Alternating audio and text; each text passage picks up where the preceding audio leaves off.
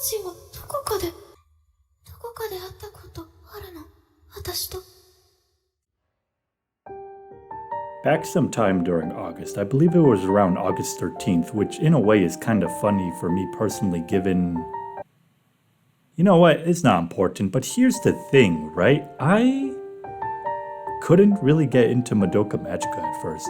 I know, call me crazy, but the concept of magical girls, to me, always just didn't really pique my interest. I know, crazy coming from the dude who stand Kill Me Baby of all things at the start of the summer. Still stand it, by the way. But one day I decided, fuck it, I got time. Might as well see what's with the hype. I think also what made me finally decide to binge all of Madoka Magica was seeing it in an anime store, which, oddly enough, was located in an area where colonial ships from like the 16 or 1700s were docked and out of commission. Or maybe a certain someone wouldn't stop almost posting spoilers. Ahem. Anyways, I finally got past episode 3, which I'll say I definitely remember leaving an impact, even in my sleep-deprived state. And after episode 4, oh my god, I get it. But then things just kept getting more interesting. The drama kept increasing, the stakes kept rising, and the tension kept boiling, etc., etc. And after around 3 hours of watching Sayaka's slow and depressing descent into despair, I finally understood what I was missing out on.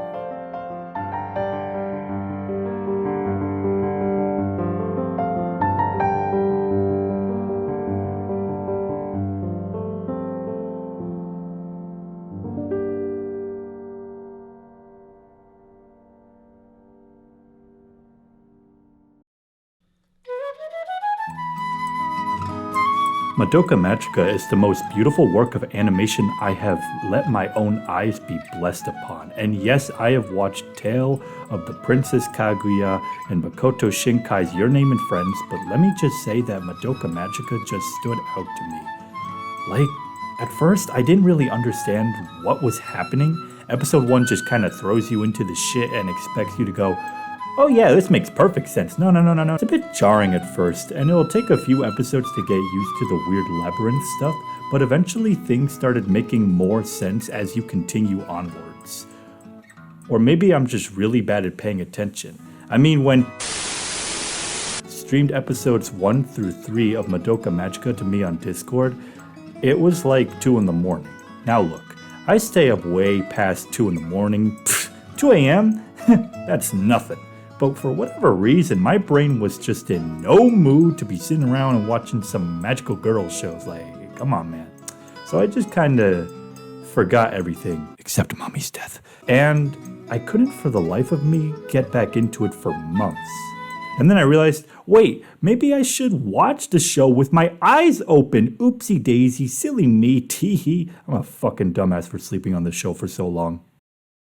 I gushed over the aesthetics already, but let me get a bit more specific. For the regular anime itself, the style is fairly typical and standard, nothing too out of the ordinary, other than the extraordinary long faces. Why the long face? But the lighting in this anime harkens more towards what you'd see in stuff from an anime movie, with a higher emphasis on shadows and atmosphere, lending to the set pieces to feel more nostalgic in a weird way. But as for the labyrinth,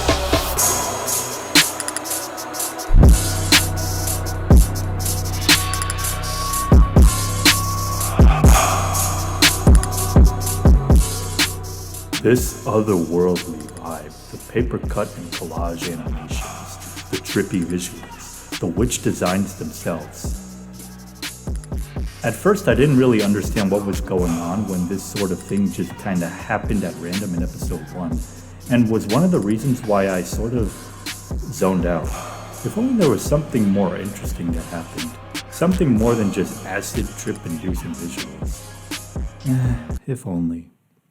You know, even though I was a stupid fucking dumbass for deciding to watch a laggy Discord stream of Madoka Magica at 2 in the morning as a college student of all things, one thing that did stand out to me in particular was the music. Oh my god damn, holy shit, this is some good ass holy music. What the hell they ain't playing this shit in church, man? What the? I don't know why, but am I crazy for thinking this sounds Christmas-like?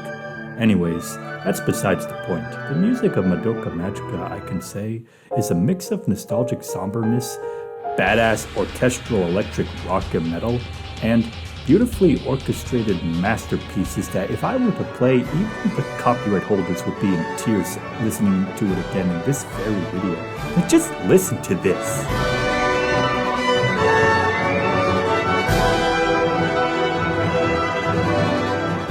I could honestly gush over the music for hours, but I'm too stupid to come up with the right words to describe my thoughts and feelings. Also, I'd probably get my whole channel taken down, so I'm gonna keep it brief. This Puella Magica sounds so Halloween-like, so colonial-like. It sounds nostalgic as hell, like I've heard this theme somewhere before.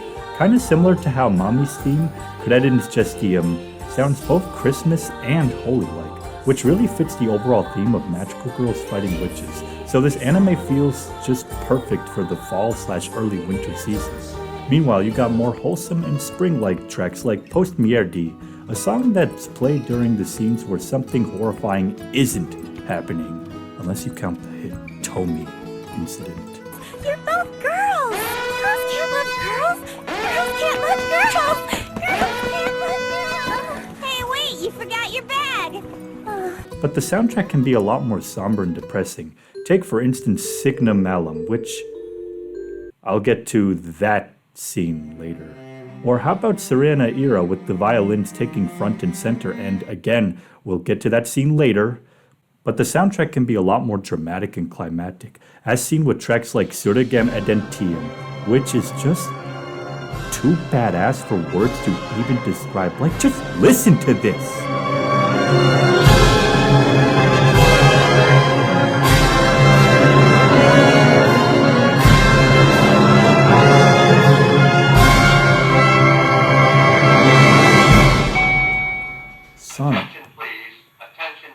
Are you fuck? But none of that compares to my two personal favorite. Actually, I can't decide my favorite tracks in this anime.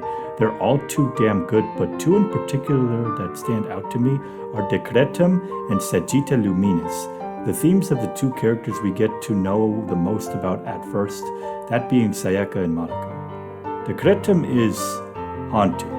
It sounds like the music that play while someone is transforming into a werewolf or something, which is fitting given the scene that this track plays over.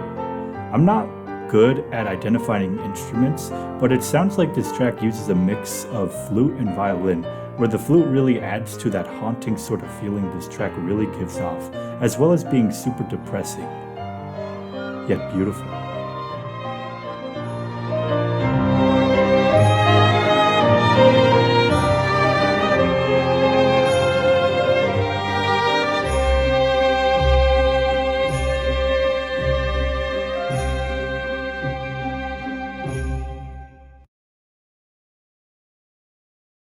On the other hand, Sagitta Luminis